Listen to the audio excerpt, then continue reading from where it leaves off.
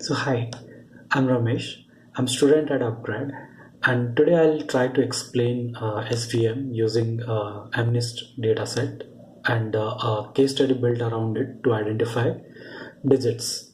Right. So usually when the handwritten copies or handwritten digits are scanned, it's quite difficult for computers to identify which digit it is exactly.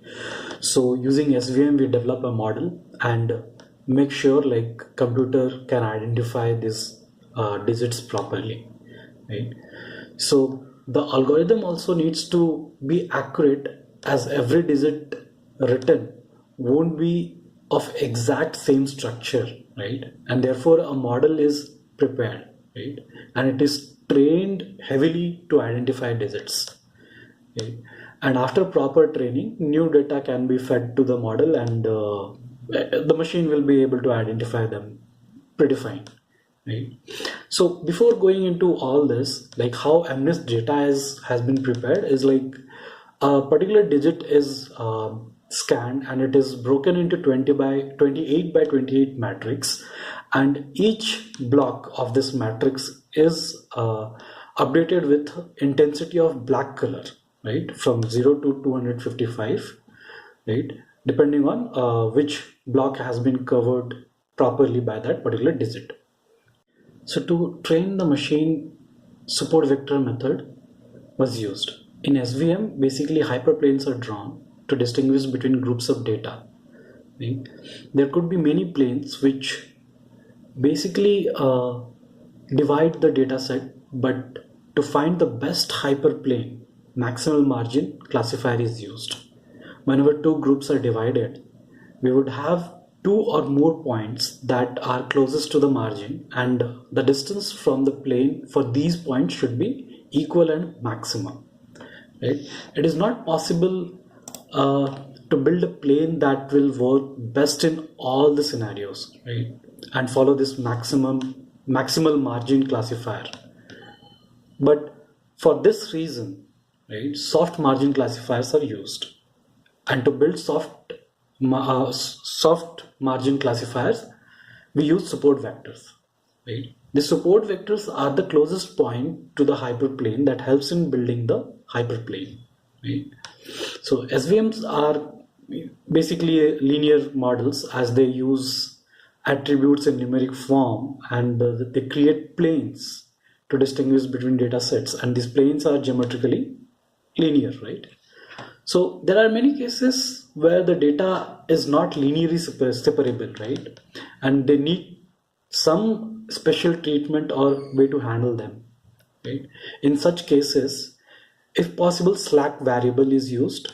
Otherwise, kernels are used to handle, right?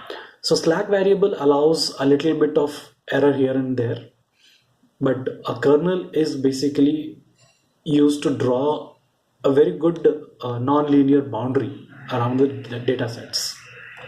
So there are few advantages of using SVM over logistic regression. And the first and foremost advantage is that SVM can handle non-linearity pretty well using kernels, right? So if we consider a digit, it is not written the same way all the time, right? This adds to the non-linearity of data, right?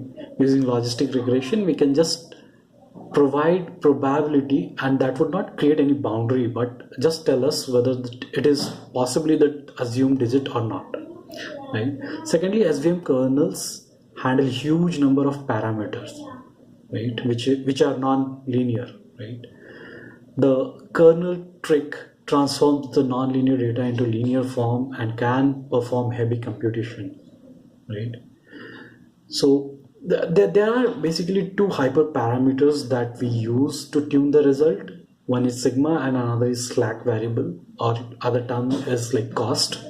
The sigma hyperparameter decides how nonlinear model we want, right? And cost decides the tolerable limit of misclassifications, right? So to tune this, we used in our case study, to tune this we used different combination of sigma and cost, and found which combination gives the best result for SBM RBF model, right? Also, we did cross validation, right? Wherein we used different sets of and test data set, right? So in cross validation, basically, a whole data set was broken into 5 different sets, and for each iteration, 4 datasets were used to train, and the other set was used to test. So like this, we trained the model 4 times and tested it. Sorry, we trained the model 5 times and tested it 5 times, right? So this model is basically evaluated using confusion matrix, right? Which ultimately produce accuracy, sensitivity, and specificity, right?